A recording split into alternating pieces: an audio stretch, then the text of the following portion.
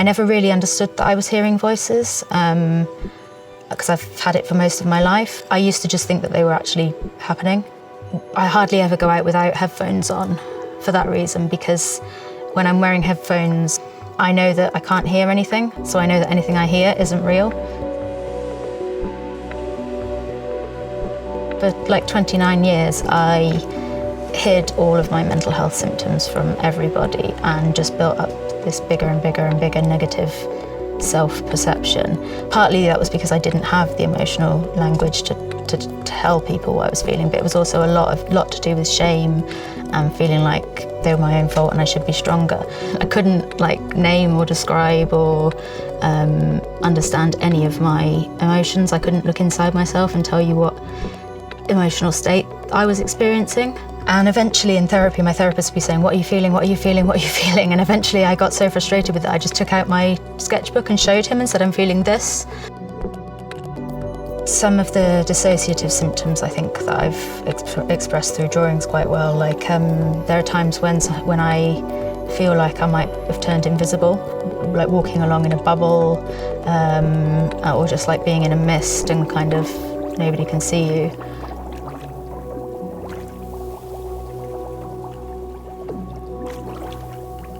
I get visual hallucinations as well, but they're not as common as the auditory ones. I hear people shouting things after me, calling my name, or it just seems like there are people kind of looming behind me in the corner of my eye and then there's nobody. Things move really fast in my head. The emotions are all like different colours and they're all screaming.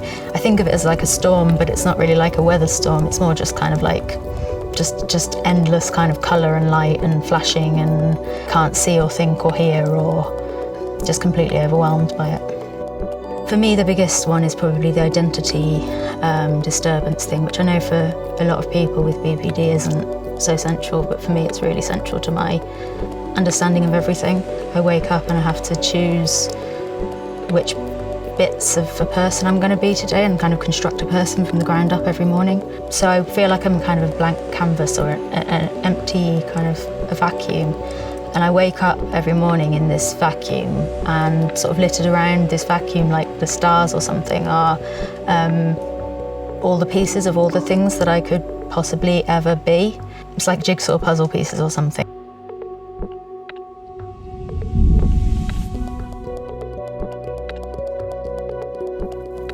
It's useful for people to know that it is very treatable. If you get the right treatment, it's one of the most successfully treated conditions there is. Go to your local mental health service and tell them, I think I've got borderline personality disorder. People were shy around labelling it as that, but because I went in and said, I think I've got this, I was able to access the treatment, I think, a lot more quickly, and a lot of people with this diagnosis bounce around mental health systems for a really long time.